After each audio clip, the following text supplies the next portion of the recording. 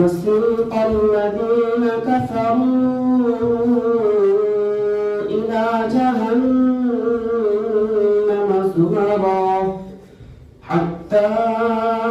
إذا جاءوها فتحت أبوابها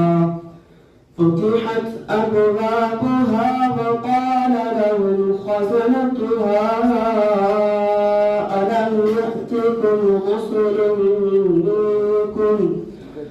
ألم يأتكم رسل منكم يتلون عليكم آيات ربكم وينذرونكم